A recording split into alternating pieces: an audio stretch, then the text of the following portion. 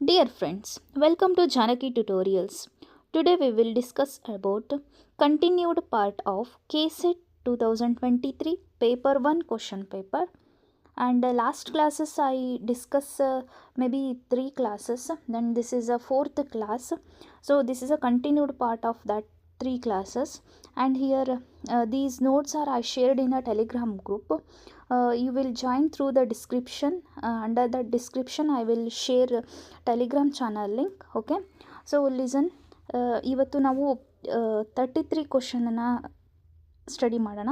Okay, before of that Telegram ಚಾನಲಲ್ಲಿ ನಾನು ನೋಟ್ಸ್ನ ಹಾಕ್ತೀನಿ, ಅಲ್ಲಿ ಟೆಲಿಗ್ರಾಮ್ಗೆ ಜಾಯ್ನ್ ಆಗಿ ಆ್ಯಂಡ್ ನಮ್ಮ ಚಾನಲ್ನ ಸಬ್ಸ್ಕ್ರೈಬ್ ಮಾಡಿ. C next question 33. This is based on problematic question. Listen here. Aman, Bhiman, Chiman entered into the partnership by investing 36,000, 44,000, 28,000 respectively.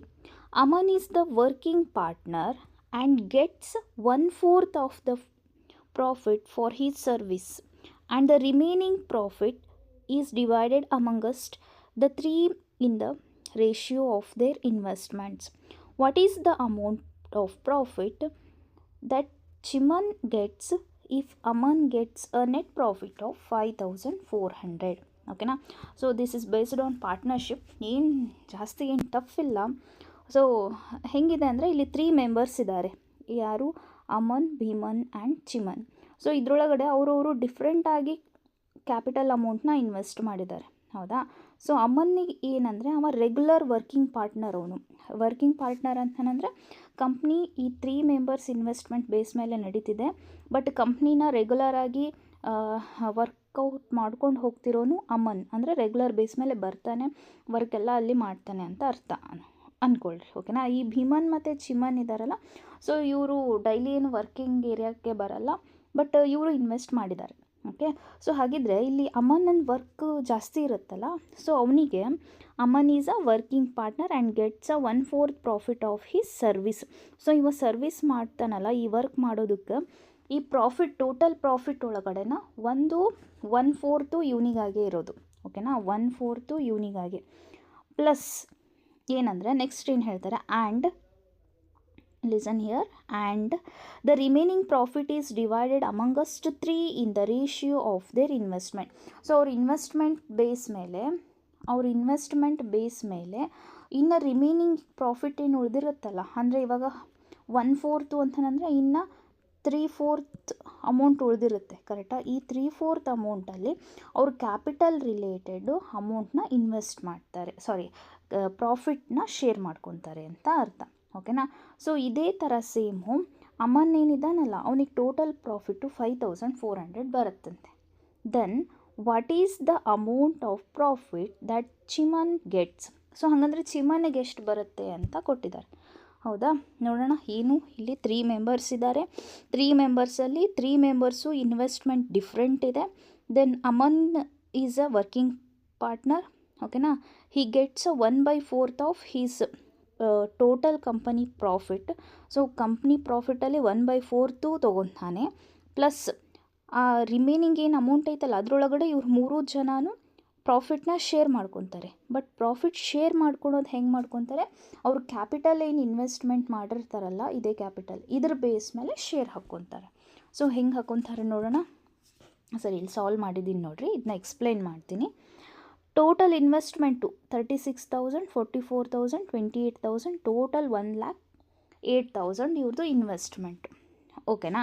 ಸರಿ, ಇದಂತೂ ಕ್ವಶನಲ್ಲಿದೆ given. Next, Aman is a working partner, 1/4 of total share profit ಮೇಲೆ share ತೊಗೊತಾನೆ. Then remaining ಪ್ರಾಫಿಟ್ನ ಹೆಂಗೆ share ಮಾಡ್ತಾನೆ? ಇವಾಗ ಇದ್ರ 1/4 ಅಂತಂದರೆ 4 ಪಾರ್ಟ್ಸ್ ಪ್ರಾಫಿಟ್ ಇದೆ, ಅದರಲ್ಲಿ 1 ಪಾರ್ಟನ್ನು ಅಮನ್ ತೊಗೊತಾನೆ. ಇನ್ನು ಎಷ್ಟು ಪಾರ್ಟ್ ಉಳಿದ್ವು ಈ 4ರಲ್ಲಿ? ಇನ್ನು 3 ಪಾರ್ಟ್ಸ್ ಉಳಿದ್ವು, ಕರೆಕ್ಟಾ. ಸೊ ಆ ರಿಮೈನಿಂಗ್ 3/4 ಆಫ್ ಟೋಟಲ್ ಪ್ರಾಫಿಟ್ ಒಳಗಡೆ ಅದನ್ನು ರಿಮೈನಿಂಗ್ ಇವಾಗಿದೆ, ಹೌದಾ.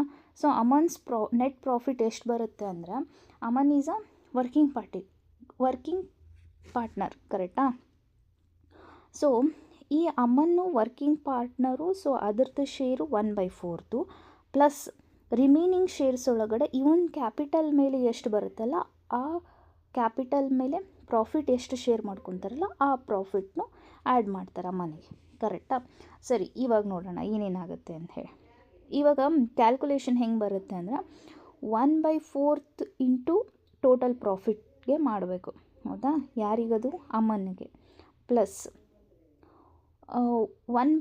3/4 ಅಂದರೆ 3/4 ಈಸ್ ಇವಾಗ ರಿಮೈನಿಂಗ್ ಇನ್ನು ಎಲ್ಲರೂ ಶೇರ್ ಮಾಡ್ಕೊತಾರಲ್ಲ ಆ ಪ್ರಾಫಿಟ್ಟು. ಆ ಪ್ರಾಫಿಟ್ ಒಳಗಡೆ 1/3 ಅಮ್ಮನಿಗೆ ಹೋಗುತ್ತೆ. ಕರೆಕ್ಟಾ? 1/3 ಆಫ್ ಟೋಟಲ್ ಪ್ರಾಫಿಟ್. ಓಕೆನಾ? ಸರಿ, ಇವಾಗ ಇದನ್ನ ಸಿಂಪ್ಲಿಫೈ ಮಾಡೋಣ. ಅಮ್ಮನ ಹತ್ರ ಎಷ್ಟು ಪ್ರಾಫಿಟ್ ಇದೆ? ಅದು 5,400 ಏನೋ ಕೊಟ್ಟಾರೆ, ಬಟ್ ಅದು ನಮಗೆ ಟೋಟಲ್ ಪ್ರಾಫಿಟಿಗೆ ಕನ್ವರ್ಟ್ ಮಾಡಿದರೆ ಎಷ್ಟಾಗುತ್ತೆ ಅಂತ ನಾವು ಇವಾಗ ಕ್ಯಾಲ್ಕುಲೇಟ್ ಮಾಡಬೇಕು. ಅದಕ್ಕೋಸ್ಕರ ಓಕೆ ಸರಿ, ಈ 1/4ನ 1/4 ಅಂತಂದು ಇಡೋಣ ಇಂಟು ಟೋಟಲ್ ಪ್ರಾಫಿಟ್ ಪ್ಲಸ್ ಈ 1/3 ಮತ್ತು 3/4 ಐತಲ್ಲ, ಇದನ್ನ ಸಿಂಪ್ಲಿಫೈ ಮಾಡಿದಾಗ 1/4 ಆಗುತ್ತೆ. ಹೇಗೆ? ಇಲ್ಲೇನಿದೆ? ಇದು ಏನಿದೆ? 1/3 ಇಂಟು 3/4 ಇದೆ. ಕರೆಕ್ಟಾ? ಸರಿ, ಇಲ್ಲಿ ಮಲ್ಟಿಪ್ಲಿಕೇಶನ್ ಇತ್ತು ಅಂತಂದರೆ ಏನು ಮಾಡಬೇಕು? ಎರಡೂ ಮಲ್ಟಿಪ್ಲೈ ಮಾಡಬೇಕು. 3 1s 3 ಡಿವೈಡೆಡ್ ಬೈ 4 3s 12. ಇದನ್ನ ಸಿಂಪ್ಲಿಫೈ ಮಾಡಿರಿ. 3 1s 3 4s 1/4 ಬಂತ. ಸೊ ಇಲ್ಲಿ 1/4 ಆಯಿತಾ? ಅದೇ ಥರ 1/4 ಬಂತು. ಓಕೆ, ಸಿ 1/4 ಆಯಿತು. ಸರಿ, ಇದೇನು 1/4 ಆಯಿತು. ಇದು ಸಿಂಪ್ಲಿಫೈಡ್ ಆಗಿರೋದೇ 1/4. Next into total profit remaining ಹಂಗೆ ಇಡೋಣ. ನೆಕ್ಸ್ಟ್ ಏನಂದರೆ ಇವಾಗ ಇಲ್ಲಿ ಇಂಟು ಟೋಟಲ್ ಪ್ರಾಫಿಟ್ ಇದೆ, ಇಲ್ಲಿ ಇಂಟು ಟೋಟಲ್ ಪ್ರಾಫಿಟ್ ಇದೆ. ಸೊ ಅದನ್ನ ಈ ಥರ ಬರೆದಿದ್ದಾರೆ. ನೆಕ್ಸ್ಟ್ ಇಲ್ಲೇನು 1/4 ಇದೆ, ಇಲ್ಲಿ 1/4 ಇದೆ. ಸೊ ಅದು ಹೆಂಗಾಗುತ್ತೆ ಹೇಳ್ರಿ? 1/4 ಪ್ಲಸ್ 1/4 ಬಿಕಾಸ್ ಇಲ್ಲಿ ನೋಡ್ರಿ ಇಲ್ಲಿ ಪ್ಲಸ್ ಇದೆ ಅಲ್ಲ, ಸೊ ಅದಕ್ಕೆ ನಂಬರ್ಸ್ ಅಷ್ಟೇ ನಾವು ಸಿಂಪ್ಲಿಫೈ ಮಾಡೋಣ ಫಸ್ಟಿಗೆ. ಓಕೆನಾ? ಇಲ್ಲಿ ಪ್ಲಸ್ಸು ಆರ್ ಮೈನಸ್ ಬಂದರೆ, ಇಲ್ಲಿ ಪ್ಲಸ್ ಆರ್ ಮೈನಸ್ ಬಂದರೆ ನಾವು ಇದನ್ನ LCM ಕ್ಯಾಲ್ಕುಲೇಟ್ ಮಾಡಬೇಕು. ಇಫ್ ಇನ್ ಕೇಸ್ ಇಲ್ಲೇನಾದರೂ ಇಂಟು ಇತ್ತು ಅಂದರೆ 1 × 1 4 × 4 ಮಾಡಿದರೆ ಆನ್ಸರ್ ಬರುತ್ತೆ. ಆಗಲೇ ಮಾಡಿದ್ವಲ್ಲ ಆ ಥರ. ಬಟ್ ಇಲ್ಲಿ ಪ್ಲಸ್ ಐತಲ್ಲ, LCM ಕ್ಯಾಲ್ಕುಲೇಟ್ ಮಾಡಬೇಕು. ದೆನ್ LCM ಏನಾಗುತ್ತೆ? ಸೇಮ್ ನಂಬರ್ಸ್ ಇದ್ದಾಗ ಸೇಮೇ ಆಗುತ್ತೆ. LCM 4. ಓಕೆ ಸರಿ, 1 into how much? listen here. Then 4 × 1 is 4. 4 × 1 is 4. ಅಂದರೆ ಈ 4 ಬರಬೇಕು ನಮಗೆ. ಓಕೆನಾ? 4 × 1 is 4. 4 × 1 is 4. If in case ಇಲ್ಲೇನಾದರೂ 12 ಇತ್ತು ಅಂತ ಅಂದ್ಕೊಳ್ರಿ. ಓಕೆನಾ? ಸರಿ, 12 ಇತ್ತಪ್ಪ. ಅವಾಗೇನಾಗುತ್ತೆ? ಇಲ್ಲಿ 4 × 3 ಈಸ್ ಕರೆಕ್ಟಾ? ಇಲ್ಲಿ ಇಂಟು 3 ಬರಬೇಕು. 3 is 12. 4 × 3 is 12. ಹಾಗಂದರೆ 3. Then this 3 × 1 is 3. ಇಲ್ಲಿ ಪ್ಲಸ್ ಐತಲ್ಲ, ಪ್ಲಸ್ 3 × 1 is 3. ಸೊ ಈ ಥರ ಬರ್ತಿತ್ತಲ್ಲಿ. ಬಟ್ ಇವಾಗೇನಿದೆ? 4 ಇದೆ. ಹೌದಾ? ಸೊ 4 ಇದ್ದಾಗ ಏನಾಗುತ್ತೆ? ಇಂಟು 1 ಆಗುತ್ತೆ, ಇಂಟು 1 ಆಗುತ್ತೆ, ಇಂಟು 1 ಆಗುತ್ತೆ. ಸರಿ, 1 × 1 is 1. ಇಲ್ಲಿದೆ ನೋಡಿರಿ. 1 × 1 is 1. 1 × 1 is 1 ಬರುತ್ತೆ. ಹೌದಾ? ಸರಿ, ಹೇಗೆ? 1 + 1 ದಟ್ ಈಸ್ 2 ಡಿವೈಡೆಡ್ ಬೈ 4. ಕರೆಕ್ಟಾ? 2 1s 2 2s 1/2 ಬಂತ. ಅಂಡರ್ಸ್ಟ್ಯಾಂಡ್ ಆಯ್ತಾ?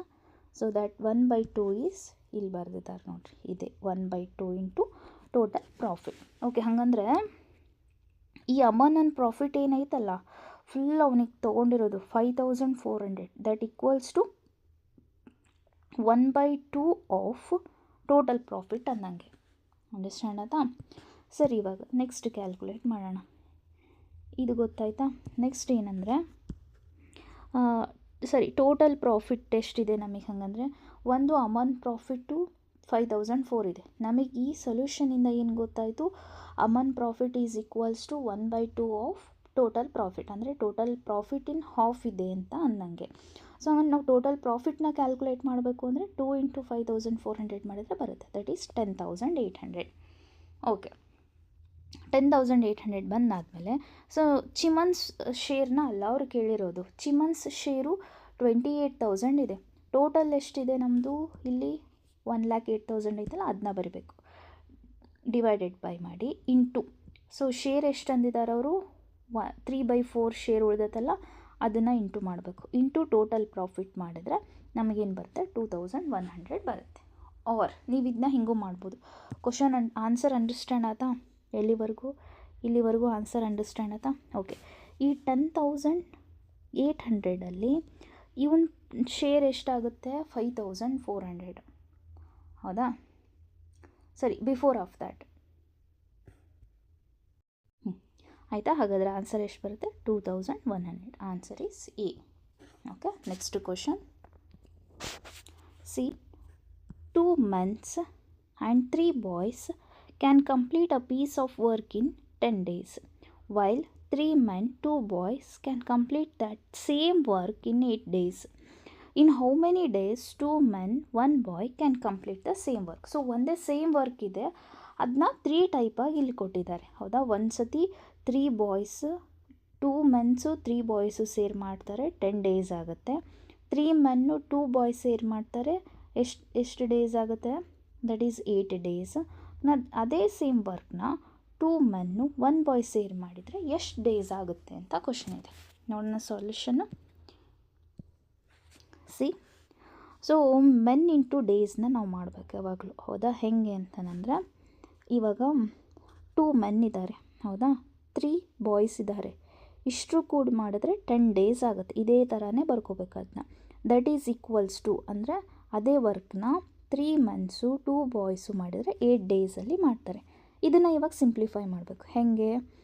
ಈ 10 ಐತಲ್ಲ, 10 ಇಂಟು 2 ಮಾಡಬೇಕು, ಇದೇ 10ನ ಇಂಟು 3 ಮಾಡಬೇಕು. ಓಕೆ, ಸೊ 10 ಇಂಟು 2 ಈಸ್ 20 ಅಲ್ಲ, 20m. This is 20m. Next 10 into 3 is 30, that is 30b is equals to same ಇದನ್ನು ಇದೇ ಥರ ಈ 8 ಇಂಟು 3 ಮಾಡಬೇಕು. 8 3s 24m, 8 2s 16b. ಓಕೆನಾ? ನೆಕ್ಸ್ಟ್ ಇವೆರಡನ್ನೂ ಸಿಂಪ್ಲಿಫೈ ಮಾಡಬೇಕು. ಹೇಗೆ? ಇಲ್ಲಿ 20m ಇದೆ, ಇಲ್ಲಿ 24m ಇದೆ. ಸೊ ಇದನ್ನು ಈ ಕಡೆ ಕಳಿಸಿದ್ರೆ ಮೈನಸ್ ಆಗುತ್ತೆ, ಬಿಕಾಸ್ ಇಲ್ಲಿ ಬಿಗ್ ನಂಬರ್ ಐತಲ್ಲ ಅದಕ್ಕೆ. ಇದನ್ನ ಈ ಕಡೆ ಕಳಿಸೋಣ, that is 4m. Okay, next 30b ಇದೆ, 16b ಇದೆ, ಹೌದಾ? ಸೊ ಎಲ್ಲಿ ಕಳಿಸೋಣ? ಫ್ರೆಂಡ್ ಅಲ್ಲ, ಇವರಿಬ್ಬರು ಫ್ರೆಂಡ್ ಅಂದ್ಕೊಳ್ರಿ, ಬಿ ಇದೆ, ಅದಕ್ಕಷ್ಟು ಆ್ಯಡಿಷನ್ನು ಆ್ಯಂಡ್ ಸಬ್ಸ್ಕ್ರಿಪ್ಷನ್ನು ಮಾಡ್ಬೋದು. ಇಲ್ಲಿ m ಇತ್ತಲ್ಲ, ಸೊ ಅವರಿಬ್ಬರ ಫ್ರೆಂಡ್ಸು, ಆ ನಂಬರ್ಸ್ನಷ್ಟೇ ಎಡಿಷನ್ನು ಸಬ್ಸ್ಕ್ರಿಪ್ಷನ್ನು ಮಾಡ್ಬೋದು. ಬಟ್ ಈ 20 ಮತ್ತು 30 ಇದೆ, ಇದನ್ನು ನಾವು ಪ್ಲಸ್ ಮಾಡೋಕ್ಕಾಗಲ್ಲ, ಬಿಕಾಸ್ ಇಲ್ಲಿ m ಇದೆ, ಇಲ್ಲಿ b ಇದೆ, ಅದಕ್ಕೋಸ್ಕರ. ಓಕೆ, ನೆಕ್ಸ್ಟ್ 30b, ಇಲ್ಲಿ 16 ಇದೆ, ಇದು ಇಸಿಕ್ವಲ್ಟಿಂದ ಆ ಕಡೆ ಹೋದರೆ ಮೈನಸ್ ಆಗುತ್ತೆ, ಪ್ಲಸ್ ಇರೋದು. ಸೊ ಅದಕ್ಕೆ ಇದನ್ನ ಈ ಕಡೆ ಕಳಿಸೋಣ. 30b minus 16b is 14b. Okay, ಹಿಂಗೆ ಮಾಡ್ಬೋದಿತ್ತಲ್ಲ, ಈ 30ನೇ ಈ ಕಡೆ ಕಳಿಸ್ಬೋದಿತ್ತಲ್ಲ, ಅದು ಮೈನಸ್ಸೇ ಆಗ್ತಿತ್ತು. ಬಟ್ ಏನಾಗ್ತಿತ್ತಲ್ಲಿ ಮೈನಸ್ 30b ಆಗ್ತಿತ್ತು, ಹೌದಾ? ಇದು 16b is plus, 30b is minus, negative ಆಯಿತು. ಸೊ ಹಾಗಂದರೆ ಇಲ್ಲಿ ನಮಗೆ ನೆಗೆಟಿವ್ ಆನ್ಸರ್ಸ್ ಬರ್ತಿತ್ತು. ಲಾಸ್ಟಿಗೆ ಅದೇನೋ ಈಕ್ವಲ್ಲೇ ಆನ್ಸರ್ ಆಗುತ್ತೆ, ಬಟ್ ಇಲ್ಲಿ ಮೈನಸ್ ಆಯಿತು ಅಂದರೆ ನಮಗೆ ಕನ್ಫ್ಯೂಷನ್ಸ್ ಆಗುತ್ತೆ. ಅದಕ್ಕೋಸ್ಕರ ಎಲ್ಲಿ ಬಿಗ್ ನಂಬರ್ ಇರುತ್ತಲ್ಲ ಅಲ್ಲೇ ಸ್ಮಾಲ್ ನಂಬರ್ಸ್ನ ಕಳಿಸ್ಬಿಡ್ಬೇಕು. Okay, next 14b is equals to 4m ಆಯಿತು. ಓಕೆನಾ? ನೆಕ್ಸ್ಟ್ ಏನು ಮಾಡೋಣ ಅಂದರೆ ಇವಾಗ ಓಕೆ, ನೆಕ್ಸ್ಟ್ ಏನಾಗುತ್ತೆ ಅಂದರೆ ಈ 14 1 divided by 14 actually this is and is equals to 1/4 ಅಂತ ಹೇಳಿ, ಹೌದಾ? ಸರಿ, ಇದೇನಾಗುತ್ತೆ, ಇದನ್ನು ಈ ಕಡೆ ಹಾಕಿದೆ ಅಂದರೆ ನಾನು 4 ಡಿವೈಡೆಡ್ ಬೈ 14 ಆಗುತ್ತೆ, ಹೌದಾ? ಈಕ್ವಲ್ಟಿಯಿಂದ ಈ ಕಡೆ ಬಂದರೆ ಡಿವಿಷನ್ ಇದ್ದರೆ ಈ ಕಡೆ ಬಂದರೆ ಡಿವಿಷನ್ ಇರೋದು, ಈಕ್ವಲ್ಟಿಯಿಂದ ಆ ಕಡೆ ಬಂದರೆ ಇಂಟು ಆಗುತ್ತೆ, ಹೌದಾ? ಅದಕ್ಕೆ ಅದು ಮೇಲೆ ಹೋಗುತ್ತೆ. ದೆನ್ ಹಿಯರ್ ಕ್ಯಾನ್ಸಲ್ ಮಾಡಬೇಕು ಅಂದರೆ ಎಷ್ಟಾಗ್ಬೋದು?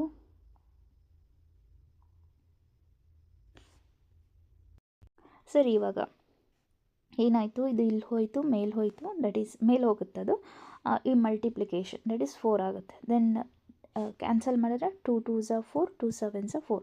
ಸೊ ನೆಕ್ಸ್ಟ್ ಇದನ್ನು ಈ ಕಡೆ ತಂದುಬಿಡ್ತೀನಿ, ಈಕ್ವಲ್ಟಿಂದ ಆಚೆ. ಅವಾಗ ಏನಾಗುತ್ತೆ, ಇಲ್ಲಿ 1 ಬರುತ್ತಾ, 1/7 ಈಸ್ ಈಕ್ವಲ್ಸ್ ಟು 1/2 ಆಗುತ್ತೆ. ಸೇಮ್ ಅದೇ ಪ್ಲೇಸ್ ಒಳಗಡೆ ಬರುತ್ತೆ. ಅದೇ ಥರ ಇದನ್ನೂ ಸೇಮ್ ಮಾಡಿದ್ದು, ಇದು ಮೇಲಿನ 1 1 ಹೋಗುತ್ತೆ, ಕೆಳಗಡೆದು 7 and 2ನ ನಾವು ಇಲ್ಲಿ ಬರಿಬೇಕು. Okay, 7 into b 2 into m ಅಂತ. So 2m is equals to 7b ಅದು ನಮಗೊಂದು ಇಕ್ವೇಷನ್ ಸಿಕ್ತಿವಾಗ. ಸೊ ಇದ್ರ ಥ್ರೂ ಏನು ಮಾಡಬೇಕು ಅಂತಂದರೆ ನೆಕ್ಸ್ಟ್ ಕ್ಯಾಲ್ಕುಲೇಷನ್ನ ಮಾಡಬೇಕು. ನಮಗೆ ಅವ್ರು ಕೊಟ್ಟಿರೋ ಕ್ವಶನ್ ಏನು ಅಂತಂದರೆ